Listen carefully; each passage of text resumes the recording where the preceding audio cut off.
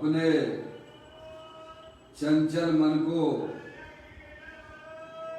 एवं चंचल उपयोग को स्थिर करने के लिए जिनवाणी माता के माध्यम से अपनी वर्तमान ज्ञान की पर्याय में सम्यक भेद ज्ञान उत्पन्न करते हुए शरीर और शरीर से भिन्न जितने भी चेतन अचेतन पदार्थ हैं उनका मुझ भगवान आत्मा से किसी प्रकार का कोई संबंध नहीं है। इस प्रकार से सम्यक वेद ज्ञान पूर्वक शरीर रागादिक का लक्ष्य छोड़ते हुए अंदर जो अखंड ज्ञान ज्योति स्वरूप भगवान आत्मा है उसमें ही वर्तमान पर्याय का संबंध जोड़ते हुए कि मेरा ये भगवान आत्मा तीनों काल शरीर आदि पर पदार्थों से भिन्न प्रकट अखंड ज्ञान ज्योति स्वरूप है। ऐसा अपने आप को जानो और अनुभव करो कि मैं तो एकमात्र अखंड ज्ञान ज्योति स्वरूप ही हूँ।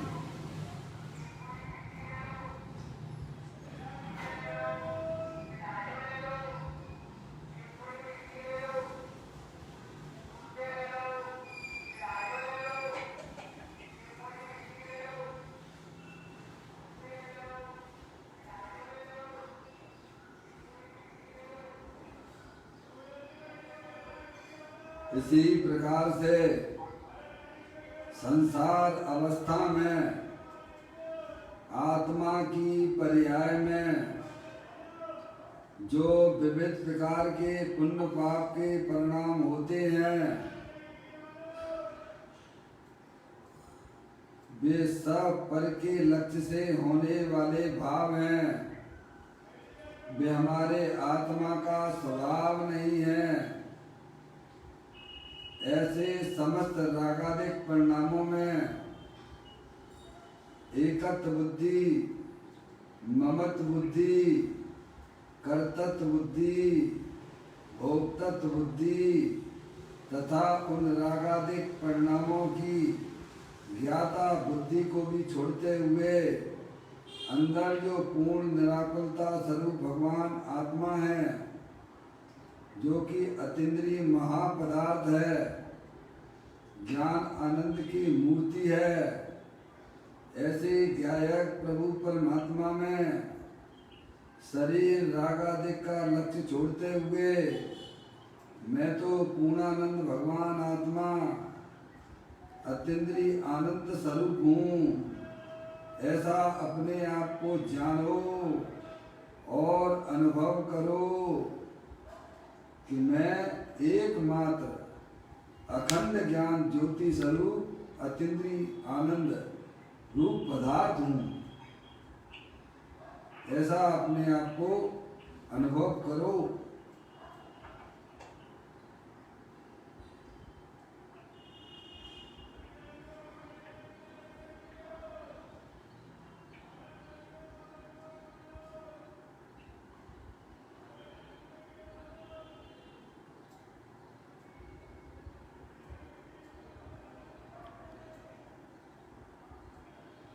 इसी प्रकार से संसार अवस्था में आत्मा की पर्याय में जो पर के लक्ष्य से होने वाला ज्ञान है वह परलक्ष्य ज्ञान भी हमारी आत्मा का स्वभाव नहीं है, वह तो इंद्रिय जनित ज्ञान है। ऐसे परलक्ष्य ज्ञान में भी सम्यक वेद ज्ञान उत्पन्न करते हुए शरीर रागादिक परिणतियां और परलक्ष्य ज्ञान की पर्याय से भी भिन्न मैं तो एकमात्र अखंड ज्ञान ज्योति स्वरूप भगवान आत्मा हूँ। ऐसा अपने आप को जानो और अनुभव करो कि मैं तो शरीर रागादेश और परिलक्षी ज्ञान की पर्याय से भी भिन्न तीनों का अखंड ज्ञान ज्योति स्वरूप भगवान आत्मा हूँ।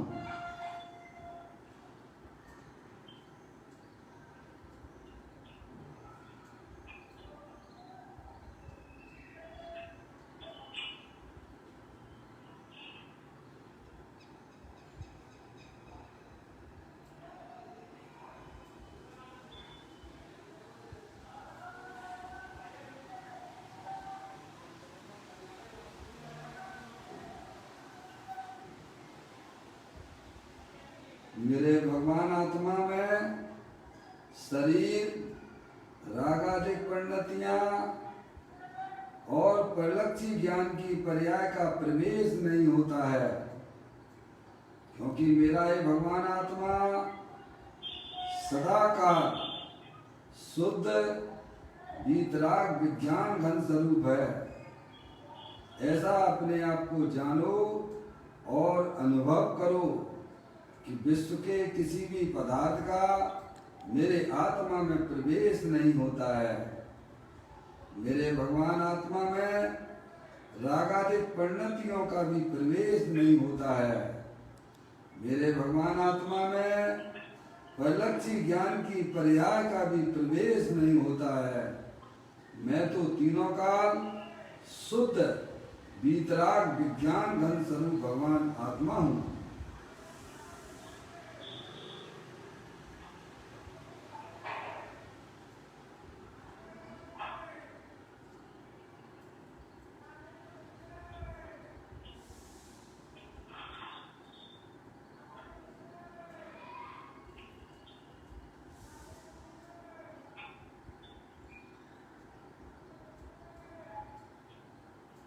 द्रव्य कर्म भाव कर्म नौ कर्म रहित शुद्धात्म स्वरूपो हम। मेरा ये भगवान आत्मा तीनों का ज्ञानावरणादि 8 कर्म मोरादेश भाव कर्म शरीरादेश 9 कर्म, इन तीनों कर्मों से रहे मैं तो परम पवित्र शुद्धात्मा हूँ। ऐसा अपने आप को जानो और अनुभव करो कि मैं तो तीनों काल परम पवित्र शुद्धात्मा ही हूँ।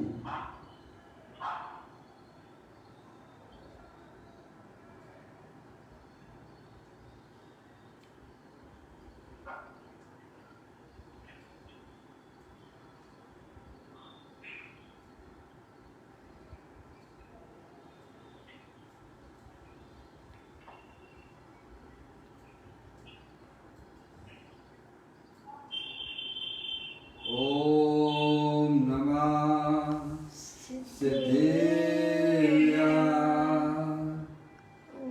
ओम नमः सिद्धेया। ओम नमः सिद्धेया। चिंतामणि सम स्वयं का चैतन्य तुम्हार निज का करूं मैं चिंतवन, निज का करूं श्रद्धानुमन। शुद्ध तुम्हारी देव जो गुण अनंत निधान। मैं स्वानुभव में देख लूं आत्मा स्वयं भगवान है। मैं स्वानुभव में देख लूं आत्मा स्वयं भगवान है।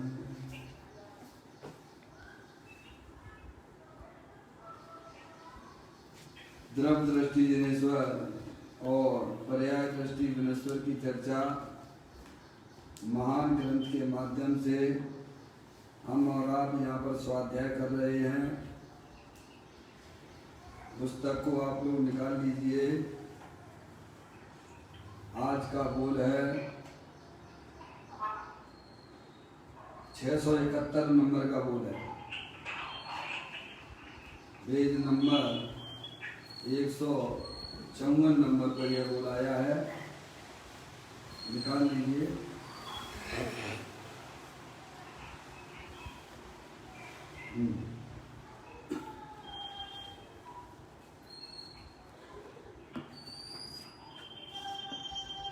पढ़ते हैं।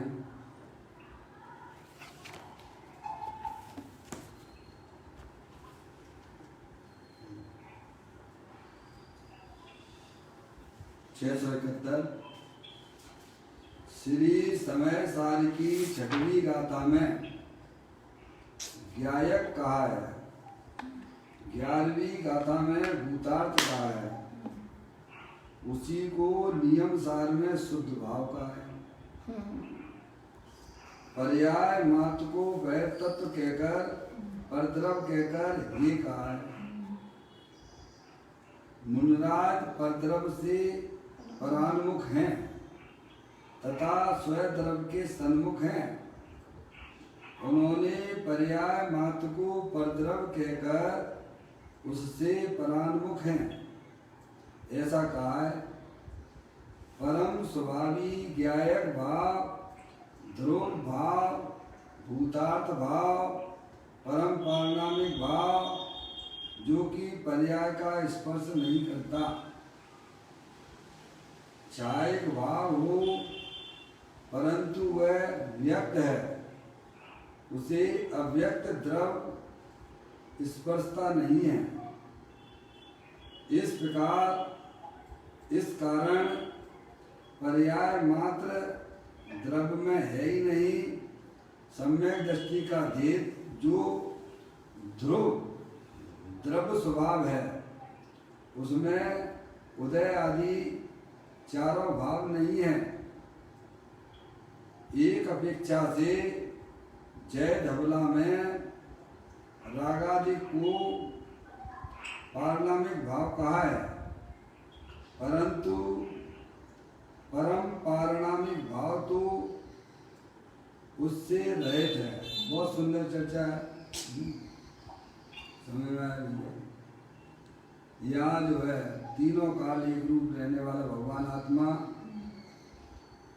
उसको नाना प्रकार से जनवाणी में गाथाओं के अंदर नाना नाम से बताए गए हैं, पर उसका भाव एक ही समझना चाहिए। समझ नहीं आप? 6वें नंबर की गाथा में ज्ञायक कहा, 11वें नंबर की गाथा में उसी को भूतार्थ कहा, नियम सार जी में उसको शुद्ध भाव कहा, और फिर जो है उसको परम पारणामिक भाव भी कहा है नियम सार जी में, कि चार भावों से रहित अपना भगवान आत्मा है। समझ नहीं आप? उसका जो है एकार्थवाची बात है। समझ नहीं आप? जहाँ जो अपेक्षा हो वहाँ उसको वह में समझ लेना चाहिए। बताया जा रहा है वह आत्मा को जो निगूढ़ में सोई मुझ में सोई मुक्ष मजाल अंतर वेद कचूराई है वेद गिनई संसार। समझ गए आप? उस आत्मा को जो त्रिकालिक ध्रुव भगवान आत्मा है, जिसमें कभी ना कभी कोई परिवर्तन होता है और ना कभी परिवर्तन होगा। समझ गए आप? उस आत्मा की यहाँ बात की जा रही है। समझ गए आप? उसको जनवाणी में गाथाओं में नाना प्रकार से कहा गया है, तो आप तो केवल एक ही बात समझना। क्या विचार है? ज़्यादा उसमें दिमाग लगाने की जरूरत नहीं है। वह त्रिकालिक ध्रुव भगवान आत्मा अखंड ज्ञान ज्योति स्वरूप अनंत शक्तियों के भंडार वाला है। यहाँ ऐसा लिखा है, यहाँ ऐसा लिखा है। अपन को पंडित नहीं बनना है, समझ में आया भैया? अपन को आत्मार्थी बनना है, शब्दों के चक्कर में नहीं फंसना है। समझ नहीं आप? विषय के अनुसार उसके नाम बदल जाते हैं, पर उनका अभिप्राय समझना चाहिए अरिहंत परमात्मा का अथवा आचार्य भगवंतों का, मुनराजों का है। वे उस चीज को बताना चाहते हैं जो आत्मा का वास्तविक स्वरूप है, अनंत शक्तियों के भंडार वाला है। समझ में आया भैया? जिसे पर्याय स्पर्श तक नहीं करती है, पर द्रव्य तो स्पर्श करता नहीं है। यहाँ लिखा नीचे छाए भाव भी कि पर्याय भी जिसे स्पर्श नहीं करती है। अगर स्पर्श कर ले पर्याय तो क्या हो जाएगा? तो पर्याय के नाश हो जाने पर उस आत्मा का भी नाश होना आपको मानना पड़ जाएगा। समझेंगे नहीं यार? पर्याय का स्वरूप भी क्षणभंगुर है, चाहे वह विकार रूप पर्याय हो और चाहे वह निर्विकारी रूप पर्याय हो। सब पर्यायों का समय मात्र एक समय का होता है। इसीलिए वह भगवान आत्मा छायक भाव की पर्याय से भी भिन्न है, स्पर्श नहीं करता है। ऐसा प्रवचन सार जी के 172वें नंबर की गाथा में भी अलिंग गिरण के बोल के अंदर ये बात आई है। 20 बोल है ना अलिंग गिरण के, पर्याय द्रव्य को स्पर्श नहीं करती है। 19वां नंबर है बोल में। समझ में आया भैया कि पर्याय वह आत्मा को स्पर्श नहीं करती है। ऐसा अपना चेतनेश्वर भगवान आत्मा है, जिसे कभी पर्याय ने उसको देखा तक नहीं आज तक, और देख लेगी ना अपने भगवान आत्मा को तो पर्याय में ही निहाल हो जाएगा। क्या कहा भाई साहब? एक बार यह पर्याय अंदर में विराजमान, दे देवल में विराजमान वितराग आनंद स्वरूप मूर्ति को देख लेगा ना भाई साहब, समझ लेना चाहिए कि बस ये उसके भव के अभाव का प्रारंभिक हो गया। क्या वह क्षण उसका भव के अभाव के लिए तैयार हो गया है। मोक्ष मार्ग के दरवाजे खुल जाते हैं। भले चाहे कितनी पर्याय इधर उधर घूमती रहे, चाहे इतना अनुव्रत करे, महाव्रत करे, कितने भी उसे धर्म के नाम पे जो करना हो करे, लेकिन पर्याय का झुकाव अगर गायब प्रभु परमात्मा की तरफ नहीं होता है तो भाई साहब जन्म मरण की सिलसिला का चेन जो है वह कभी टूटने वाली नहीं है। आगे समझ में, अनादि काल से हमारी आपकी जो पर्याय है वह पर सन्मुख ही है। क्या समझ में आया भैया? उसे अरिहंत परमात्मा कहते हैं कि तुम अपने आत्मा के स्वरूप को समझो कि तुम्हारा आत्मा शरीर के साथ में रहने पर भी वह शरीर रूप नहीं होता है। क्या कहा? आत्म वस्तु कैसी है? कैसा भी शरीर हमारे संयोग में रहा हो पर वह आत्मा कभी भी शरीर रूप नहीं होता है। कैसे भी रागादिक परिणतियां हमारे आत्मा के साथ में रही हों, लेकिन वह आत्मा कभी भी राग रूप होता ही नहीं है। तो मैंने आप उस आत्मा को जानने का नाम धर्म है, उसे अपना मानने का नाम धर्म है। तो मैंने आप भैया देखो यहाँ उसी आत्मा की चर्चा की गई है। कहते हैं कि श्री समय साध जी की 6वीं गाथा में ज्ञायक कहा। क्या कहा है? ज्ञायक, मैं प्रमत्त प्रमत्त नहीं, मैं तो एक ज्ञायक हूँ। ये आचार्य कुंदकुंद देव ने उसको ज्ञायक शब्द का नाम दिया 6वें नंबर गया था। 14 गुण स्थान से भी पार। आत्मा की पर्याय में जो 14 गुण स्थान की जो पर्याय होती हैं, समझ में आया भैया, उनसे अपना भगवान आत्मा नयातीत है, 14 गुण स्थानातीत है। तुम्हें प्रमत्त प्रमत्त नहीं। तो पहले गुण स्थान से 6वें गुण स्थान की पर्याय को प्रमत्त दशा कही गई है, और 7वें गुण स्थान से 14वें गुण स्थान की पर्याय को अप्रमत्त दशा की गई बताई गई है। लेकिन दोनों पर्यायों से मलिन और निर्मल पर्याय से हमारा भगवान आत्मा तीनों काल ज्ञायक है। क्या कहा अरिहंत भगवान ने? कि आत्मा कभी भी पर्याय रूप होता नहीं है। जिसे पंडित बनारसी दास जी ने भी इन शब्दों का उपयोग किया है। एक देखिए जानिए रम रहिए एक ठोर समल विमल। आगे क्या लिखा है? विचार करने के लिए भी नहीं कहा जा रहा है। और हम 24 घंटा क्या विचार करते हैं, बोलिए भाई साहब? किनको याद करते हैं? जिंदा को याद करते हो कि मरे को याद करते हो? अरे देना, जवाब तो देना पड़ेगा ना भगवान के पास जाके। हम 24 घंटा जिंदा जीता भगवान आत्मा, उसको याद करते हैं कि मरे हुए को याद करते हैं? मरे हुए को याद करते हैं। तो बता पर्याय में कैसा होने वाला है? मरण ही तो लोग है, तो भाव मरण होगा ना।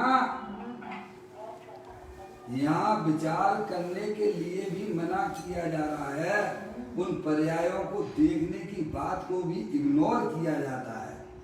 पर्याय के बिना कोई द्रव्य नहीं होता है। परम सत्य होने पर भी पर्याय की तरफ देखने के लिए भी मना किया जा रहा है। क्या कहा भाई साहब? पर्याय के बिना जगत में कोई भी वस्तु होती नहीं है, कोई भी पदार्थ होता नहीं है, हैं? देखो, आप अपने दुश्मन को इग्नोर करते हो कि नहीं करते हो? आप अपने दुश्मन को देखना पसंद करते हो क्या?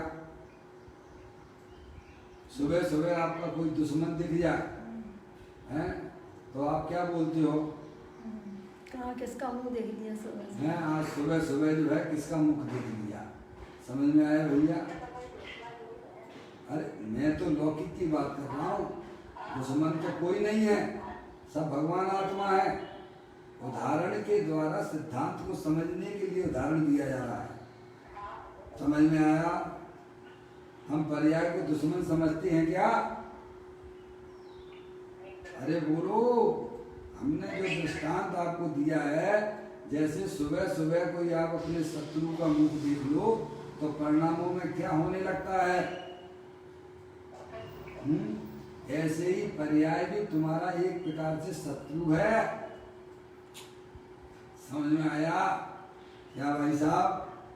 ये बातें अरिहंत परमात्मा के द्वार में आके खुलती हैं। समझ में आया? ज्ञानियों ने इस रहस्य को समझा है, समझाई नहीं है, अपने जीवन में भी उतारा है।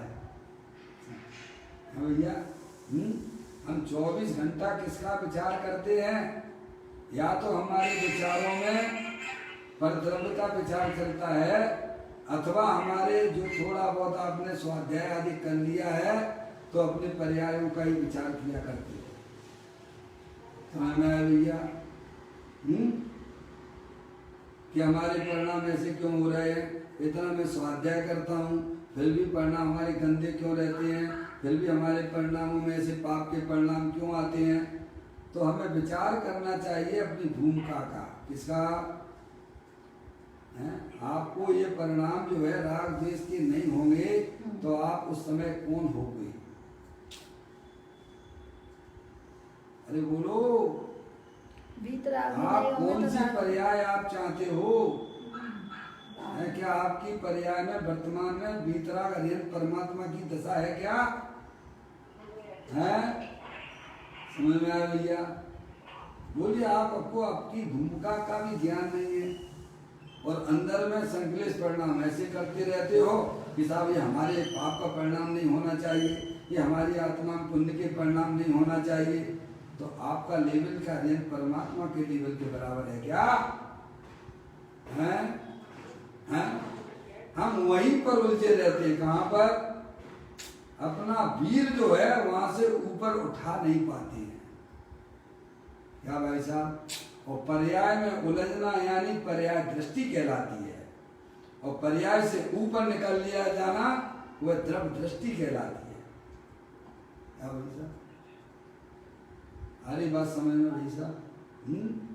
इसीलिए ज्ञानी हमें समझाते हैं, एक देखिए जानिए रम रहिए एक ठौर, समल विमल न विचारिए और यही सिद्ध नहीं। और समझ आया भैया? जो पर्याय के हेर फेर में पड़े हुए हैं, जो पर द्रव्यों के तरफ ही अपने उपयोग को, दर्शन को, ज्ञान को, चारित्र को, पीर को लगाए हुए हैं, क्या भाई साहब? उनकी पर्याय में संकलेश परिणामों की उत्पत्ति हुआ करती है। ज्ञानियों ने अपनी पर्याय को पर द्रव्य से तो मोड़ लिया है, और पर्यायों से भी उन्होंने अपनी पर्याय को मोड़ लिया है। तो अब पर्याय किसी न किसी के अवलंबन से तो रहेगी ना, तो उसका कौन निषेध करता है ना तुम्हारे पास में सुंदर भगवान आत्मा, जिसका सेवन सिद्ध परमात्मा करते हैं, जिसका सेवन अरिहंत परमात्मा करते हैं, जिसका सेवन साधु परमेष्ठी करते हैं, जिसका सेवन समस्त सम्यक दृष्टि जीव करते हैं। समझ में आया भैया? तब वह पर्याय समझ पर द्रव प्रभाव और पर्यायों का भी लक्ष्य छोड़ के अंदर जो एक देखिए जानिए रम रहिए एक ठौर, तब पर्यायों में जो है वह चिंतन की धारा भी एक समय उस समय विराम को प्राप्त हो जाती है। क्या जब तक हम पर्यायों के हेर फेर में अपने उपयोग को लगाएंगे तब तक हमारी पर्याय में कभी भी शांति की पर्याय प्रकट होने वाली नहीं है। इसीलिए ज्ञानी हमें समझाते हैं कि समय साथ जी की छठवीं गाथा में ज्ञायक कहा है। क्या कहा है? अपने आत्मा का जो स्वभाव है वह ज्ञायक है। अपना आत्मा कोई मजदूर नहीं है, और हमने क्या मजदूर बना के रखा है? क्या किया है? अरे त्रिलोकीनाथ है ना साहब, हमने कैसे मजदूर बना के रखा है? अरे मजदूर नहीं है, दुनिया भर के काम आपने अपने माथे लेके बैठे हो है कहा। और पर्यायों का भी हेर फेर करने की हमारी जो बुद्धि चल रही है ये भी कोई मजदूरी से कम नहीं है। आप भगवान आत्मा हो, अतीन्द्रिय आनंद पदार्थ वाले हो, राजा हो, राजा बन के जीना ये प्रत्येक आत्मा का कर्तव्य है। समझ में आया भैया? यह सब जो है दृष्टि आगम के द्वारा माँ जनवाणी माता के द्वारा अपने आत्मा के स्वरूप को, वस्तु स्वरूप को यथार्थ ज्ञान करने पर पर्याय में सम्यक भेद ज्ञान की उत्पत्ति होती है। तब वह पर्याय अपने ज्ञायक परमात्मा के पास चली जाती है। समझ में आया भैया? ये काम यहाँ किया जा सकता है। ये काम जहां पर आप हो वहां आप एट लीस्ट इतना काम तो कर ही सकते हो। कितना? ये अपने ज्ञायक प्रभु परमात्मा का आनंद ले सकते हो। समझ में आया भैया? ज्यादा नहीं ले पाओ तो चिंता की कोई बात नहीं, टेस्ट तो ले हैं। प्रसिद्ध भगवान जैसे आनंद का है भाई साहब, आनंद तो यहाँ पर भी लिया जा सकता है। कैसी भी स्थिति हो, कैसी भी परिस्थिति हो, हैं, आप संयोगों की तरफ बिल्कुल मत देखिए। समझ में आया? और अंदर में होने वाले परिणामों की तरफ भी बिल्कुल अनदेखा कर दीजिए आप। समझ में आया भैया? ऐसी हमें अपनी पर्याय की तैयारी करना चाहिए। है?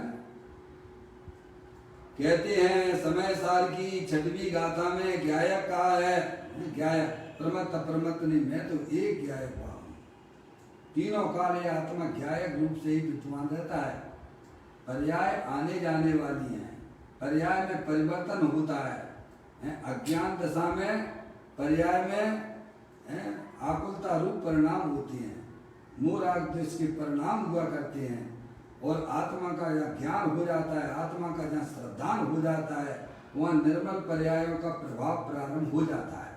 समझ आया भैया?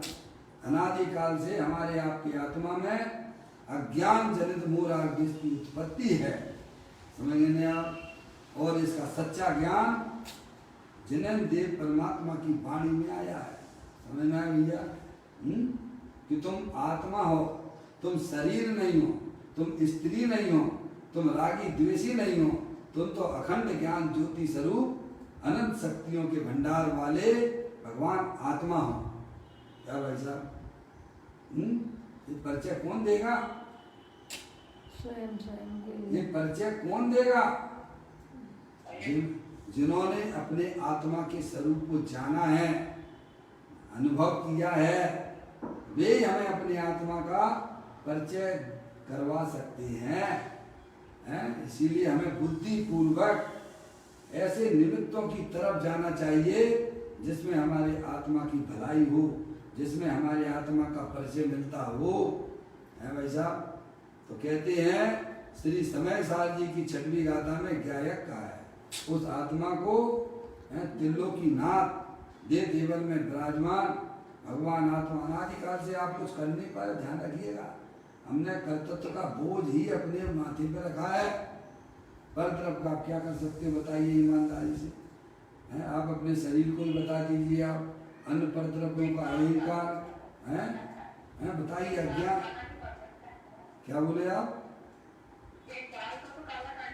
बताइए आप। और फिर भी अहंकार कि मैंने इसको, इस बच्चे को मैंने पढ़ाया है भाई साहब, इस बच्चे को मैंने इतना बड़ा किया है, मैं पैसा कमा के लाता हूँ।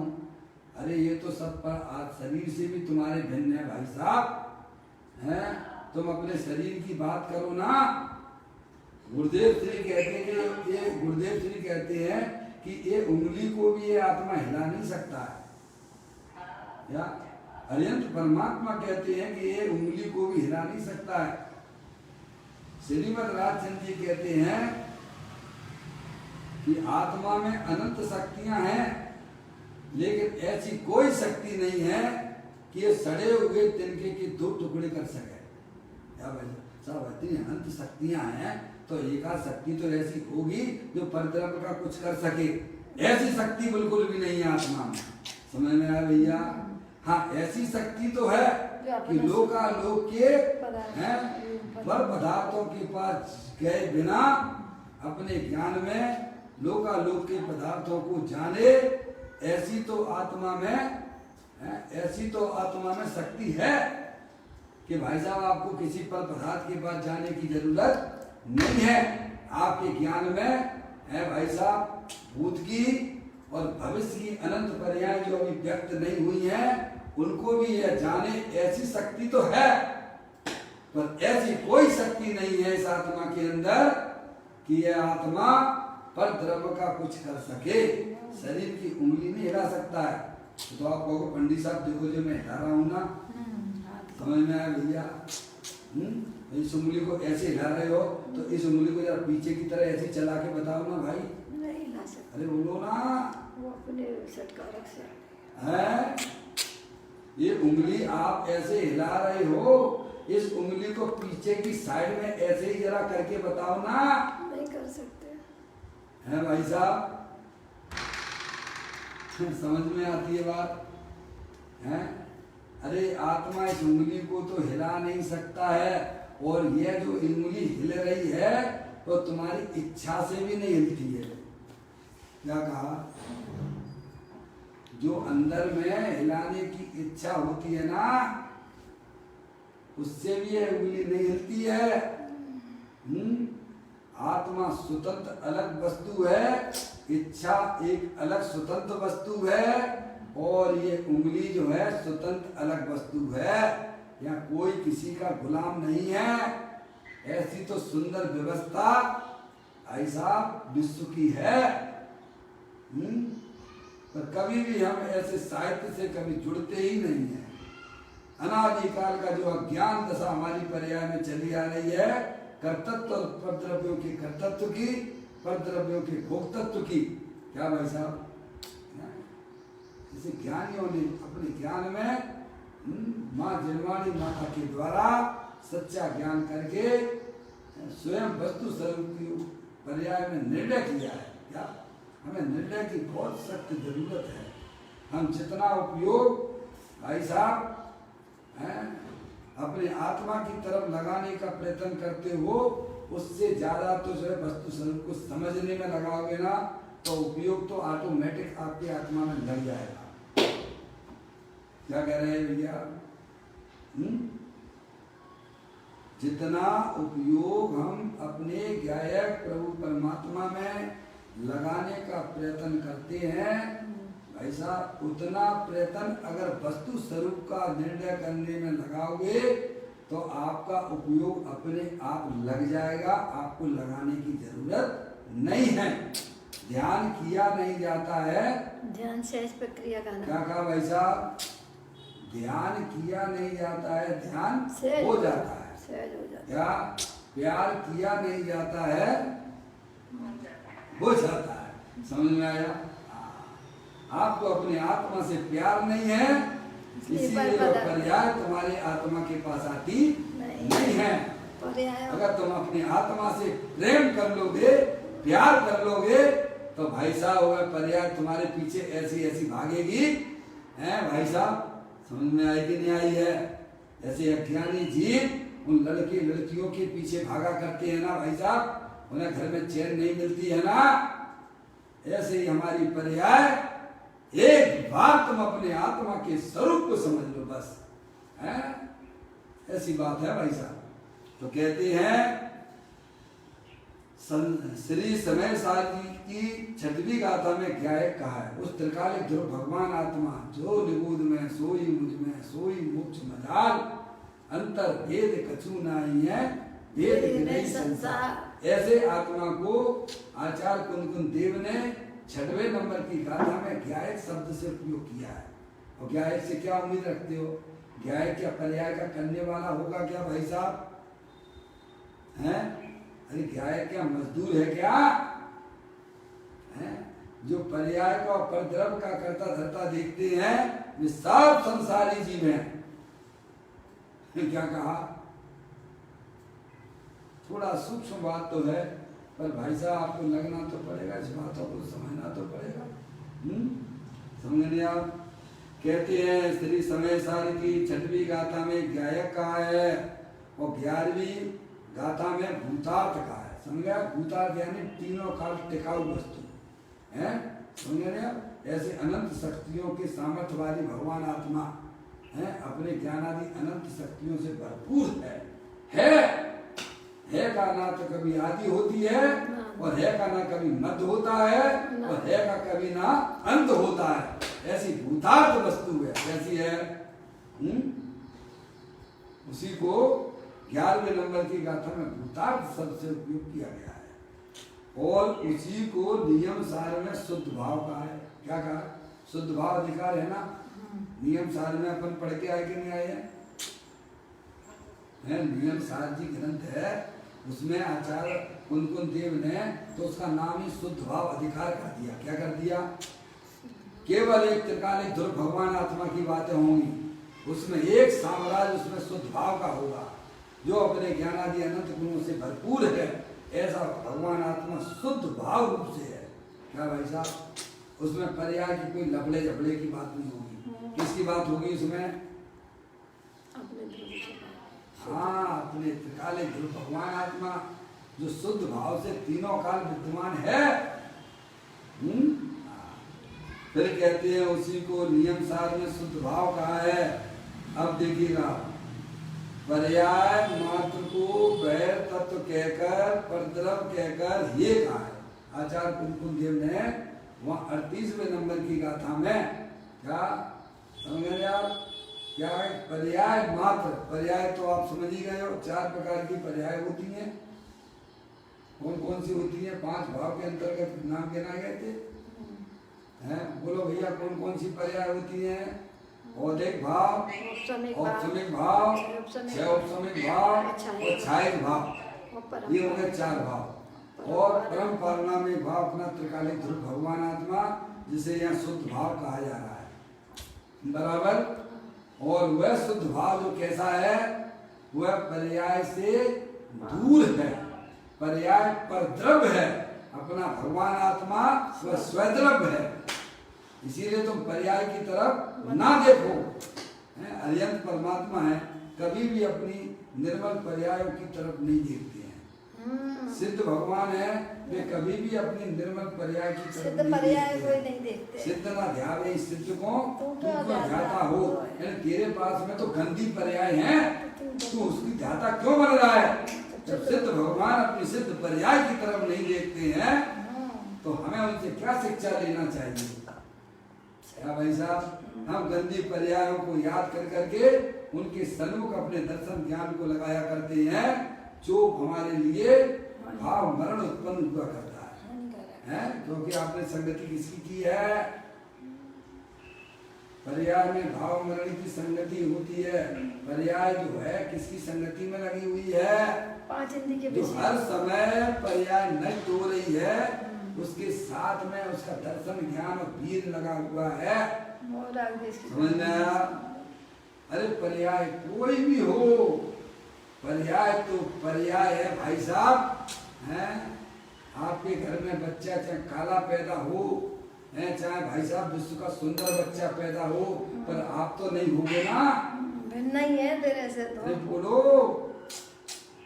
अरे घर में बच्चा काला कलूटा हो और चाहे 3 लोग का बढ़िया सुंदर बच्चा पैदा हो, पर भाई साहब वो परिद्रव होगा कि स्वद्रव हो जाएगा? समझ में आया?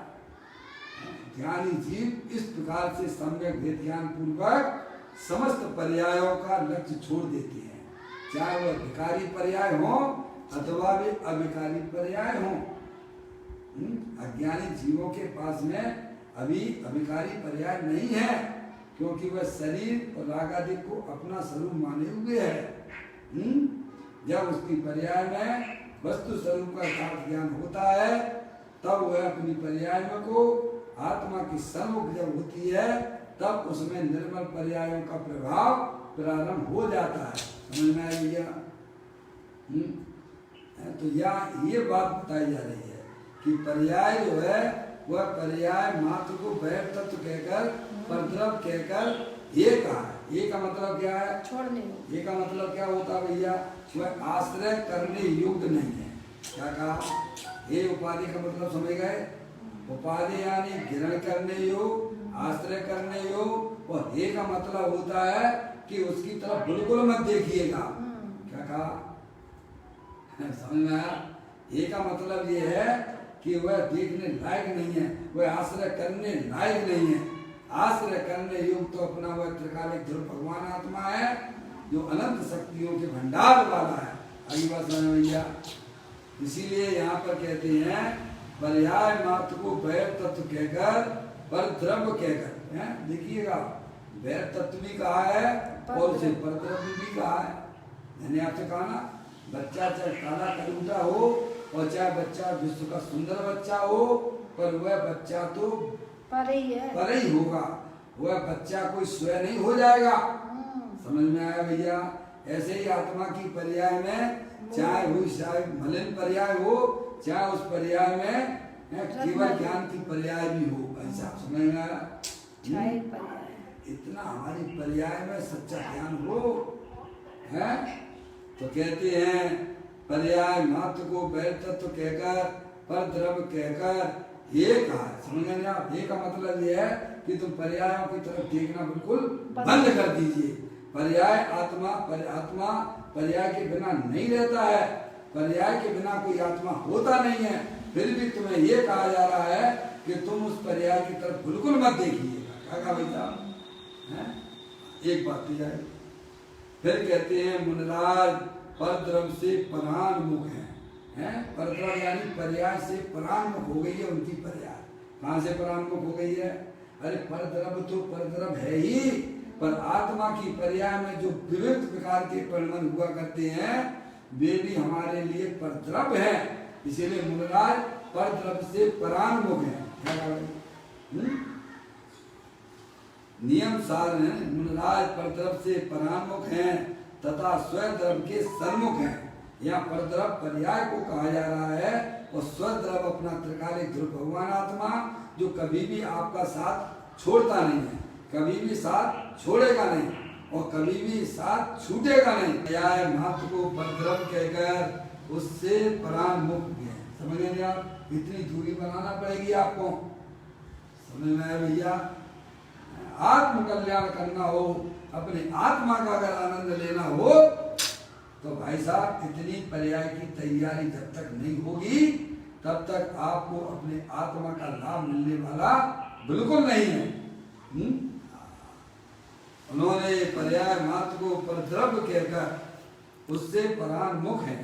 ये समझने आप? ऐसा कहा है।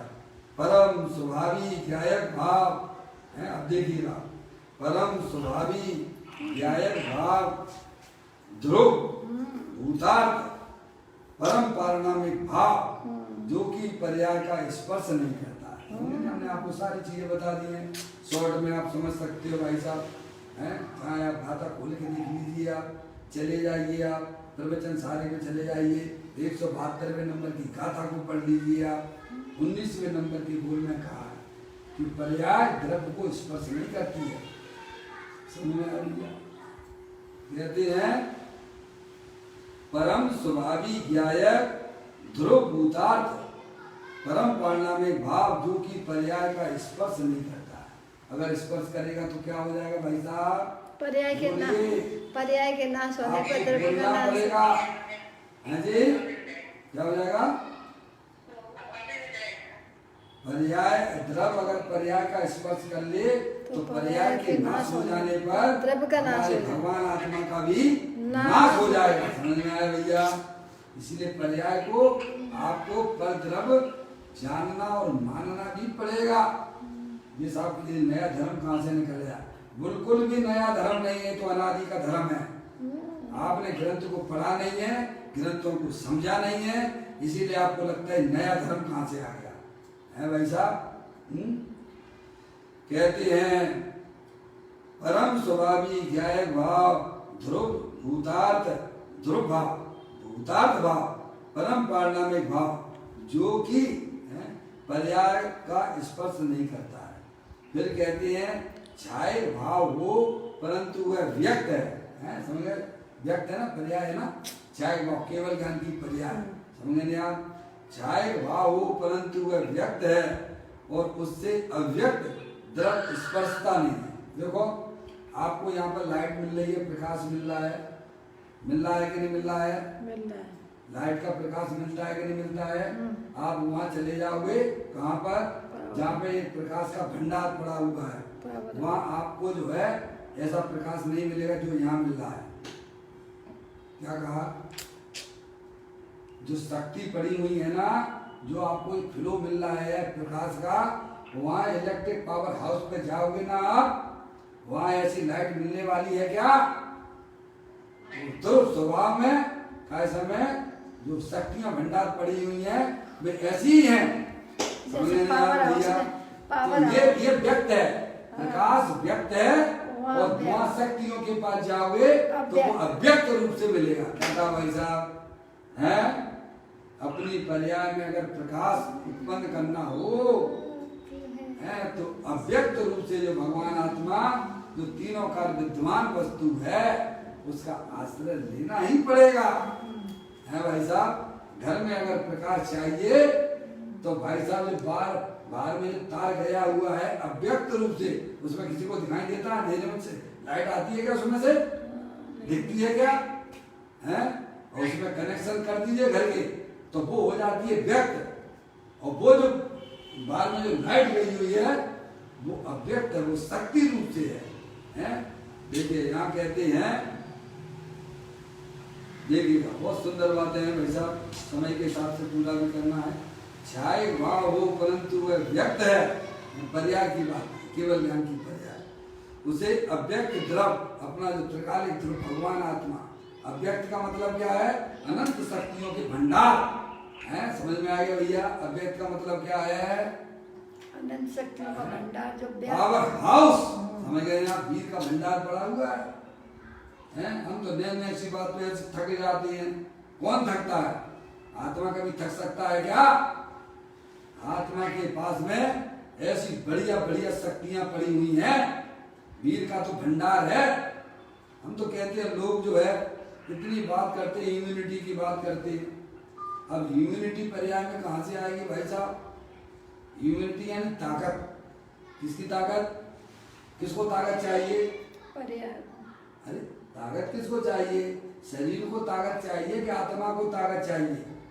आप इम्यूनिटी के लिए हैं, इम्यूनिटी के लिए क्या करते हो भाई साहब? हैं जो जो लोगों ने जो जो चीजें बता दी हैं उनका हम सेवन करते हैं। तो आप ये बताओ कि आप कौन हो? पहले आपको ये बताना पड़ेगा कि आप कौन हो। इम्यूनिटी तो बाद में आपकी तैयारी हो जाएगी। ये क्या कहा? अरे इम्यूनिटी चाहिए ना पर्याय में, तो आपको बताना पड़ेगा ना कि आप कौन हो। आप आत्मा हो कि शरीर हो? आप हैं? तो हम इम्यूनिटी कहाँ से बढ़ाते हो? शरीर की बढ़ाना चाह रहे हैं। यहाँ पावर हाउस पड़ा हुआ है भाई साहब, शक्तियों का भंडार पड़ा हुआ है, वीर का भंडार पड़ा हुआ है। आपको पर्याय में शक्ति चाहिए, शरीर को तो नहीं चाहिए। शक्ति किसको चाहिए? है कि आपको चाहिए कि शरीर को चाहिए? है, इम्यूनिटी आपको बढ़ाना है, तो इम्यूनिटी कैसे बढ़ेगी आप बताओ? सच्चा ज्ञान करने कैसे से बढ़ेगा ये बढ़ेगी, बताओ? सच्चा बार बार अरे पाप के परिणामों से पर्याय कमजोर होती है। क्या कहा? पाप के परिणामों से वह पर्याय में बहुत बड़ी कमजोरी आती है, और अनंत परमात्मा की भक्ति पूजा आदि करने से वह पर्याय में जो है भाई साहब पाप की अपेक्षा से उसमें थोड़ा शक्ति बनी रहती है। समझ में आया भैया? लेकिन अपने भगवान आत्मा की जो भक्ति करते हैं वह जो है वह पर्याय में उसकी इम्यूनिटी बढ़ती चली जाती है। क्या होता है भाई साहब? आपको अगर पर्याय में इम्यूनिटी चाहिए, अगर शक्ति चाहिए, तो अपने भगवान आत्मा को समझिए और उसका आश्रय आप लेंगे तो पर्याय में इम्यूनिटी इतनी बढ़िया प्रकट हो जाएगी कि आपको जिंदगी भर तक कभी तकलीफ होने वाली नहीं है। समझ में आया भैया? तो यहाँ कहते हैं छाय भाव हो परंतु वह व्यक्त है और उसे अव्यक्त द्रव्य स्पष्टता नहीं है। समझ गए? व्यक्त अव्यक्त का मतलब समझ गए आप? अव्यक्त को शक्ति रूप से कहा गया है, व्यक्त वाली पर्याय को पर्याय को व्यक्त कहा जाता है। अब देखिएगा आगे, इस कारण पर्याय मात्र द्रव्य में है ही नहीं। क्या कहा भाई साहब? इस कारण द्रव्य में कहाँ है? द्रव्य में बताओ, ये लाइट जो अलग है वो अलग है, दोनों चीजें अलग अलग हैं कि नहीं है? एक घर का प्रकाश और जो बाहर गया है वो दोनों अलग अलग हैं कि एक है? बस इतनी सी बात क्यों समझ में नहीं आती हमारे भाई?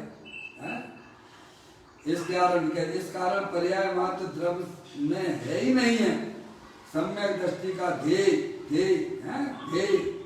जो द्रव्य स्वभाव है, क्या जो तीनों का ध्येय यानी आश्रय करने योग, ध्यान योग है, उसका ध्येय, उसकी पर्याय का झुकाव जो है, सम्यक दृष्टि जीवों की पर्याय का झुकाव जो है अंदर जो अखंड अनंत शक्तियों का भंडार वाला है, उसको वह उसकी पर्याय उसका आश्रय लेती है। तो कहती है सम्यक दृष्टि का ध्येय जो द्रव्य स्वभाव है, जो निबोध में सोई मूल है, जो हरियन परमात्मा से जिसका सेवन करते हैं, सिद्ध परमात्मा जिसका सेवन करते हैं, तो सम्यक दृष्टि भी उसी का ही सेवन करता है। किसका सेवन करता है? समझे आप? ऐसे द्रव्य स्वभाव का सेवन करता है। उसमें उदय आदि चार भाव नहीं है। उदय आदि चार भाव कौन कौन से? उपसम भाव, उपसमिक भाव, क्षयिक भाव, छायक भाव और औदेक भाव। ये चार प्रकार के भाव अपने प्रकार के भगवान आत्मा में नहीं है। बहुत बढ़िया कहते हैं उसमें औदेक आदि चार भाव नहीं है। अब एक बात और बड़ी सुंदर आ रही है, उसको भी आप सुन लीजिए। एक अपेक्षा से, क्या कहा? अब यहाँ पर थोड़ा सा चेंजेबल दिखेगा आपको। एक अपेक्षा से जय धवला ग्रंथ को लेते हैं। क्या जय धवला? जय धवला ग्रंथ है ना, हमने कर्णान योग का ग्रंथ है ना जय धवला। जय धवला में रागादि को पारिणामिक भाव कहा है। क्या कहा है? किनको कहा है पारिणामिक भाव? रागादि को। क्यों भाई साहब, ऐसा क्यों? क्योंकि वे रागादि पारिणामिक भाव इसीलिए कहे गए हैं क्योंकि वे किसी के द्वारा किए गए नहीं है। क्या कहा? आपके तत्वार्थ शुद्ध जी में भी ये बात मिलेगी कि रागादिक भाव को स्वतत्व भी कहा गया है। तो उसका मतलब क्या कि वे रागादिक परिणतियां होती हैं, वे किसी के द्वारा उत्पन्न की जाने वाली नहीं है।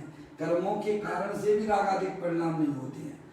आपने हमको गाली दी है, हमारे आत्मा में क्रोध उत्पन्न हुआ है, वो रागादिक परिणति हुई है, वह 9 कर्म के कारण से नहीं है। जो 8 कर्मों के कारण से नहीं है वह तो स्वतत्व है। क्या कहा? वह किसी की कारण से नहीं है, तो इसीलिए उसको भी पारिणामिक भाव कह दिया गया है। आगे बात समझ में? क्योंकि उसमें पर की अपेक्षा होती नहीं है, इसीलिए रागादिक को क्या कह दिया है कि वो पारिणामिक भाव है।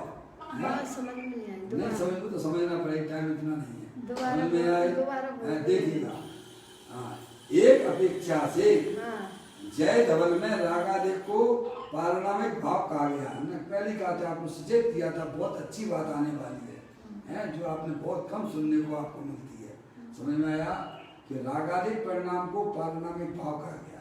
तत्वार शुद्ध जी में भी कहा है और जय धवला में आचार्य भगवंतों ने बताया कि वो रागादिक भाव को पारणामिक भाव यानी किसी के द्वारा कृत नहीं है, वो सुनने भी है, समझ गए, उसका करने धरने वाला कोई परद्रव्य के कारण से नहीं है। अच्छा, इसलिए इसीलिए उसे पारणामिक भाव कहा गया। समझ गए ना भैया? आपको पारणामिक भाव तो हमारा त्रिकालीन भगवान आत्मा है, उसे भी किसने बनाया है? समझ में आया भैया? ये सब बातें समझने की बातें हैं। हम तो लगे हुए 9 निमित्त धनिया में लगे हुए हैं, मनुष्य पर्याय मिल गई है, बस उन्हीं को संयोगों को जुटाने में, संयोगों के हटाने में अपनी बुद्धि को लगाते हैं। अरे एक बार माँ जनवाणी माता अरिहंत परमात्मा के द्वारा बताए हुए वस्तु स्वरूप को समझने में अगर हम अपनी बुद्धि लगाएंगे तो भाई साहब अवश्य हमें अपनी आत्मा में हमें अपनी आत्मा की प्राप्ति हो जाएगी, क्योंकि ये दूसरा कोई उपाय नहीं है। तो कहते एक अपेक्षा से जय धवल में रागादिक को पारणामिक भाव कहा है, परंतु अब देखिएगा आगे लगा दिया, परंतु परम पारणामिक भाव तो उसमें उससे रहित है। क्या कहा? रागादिक भावों को पारणामिक भाव तो कहा गया है, पर परम पारणामिक नहीं कहा गया। समझ रहे हैं भैया? पारणामिक का हमने बता दिया आपको कि वे किसी के द्वारा किए गए नहीं है, हमें परद्रव्य के द्वारा किए गए नहीं है, 9 कर्म के द्वारा नहीं किए गए हैं, 8 कर्मों के द्वारा नहीं किए गए हैं, वे जो है पारणामिक भाव इसीलिए पारणामिक है। लेकिन परंतु पर ये रागादिक भाव जो है परम पारणामिक भाव तो उससे रहित ही है। जहाँ छायक भाव की पर्याय से आत्मा को भिन्न बताया जा रहा है, तो रागादिक भावों से उनकी दूरियां तो उनका क्या कहना है। इस प्रकार ये सुंदर बोल आज हमने अपने सब में पूरा किया। फिर कल एक नए बोल के साथ में निज निधि निज में बताई ये अनंत अनंत उपकार है, उसके लिए जनवाणी माँ को वंदना सतवार है, वंदना सतवार है। 9 बार नमस्कार।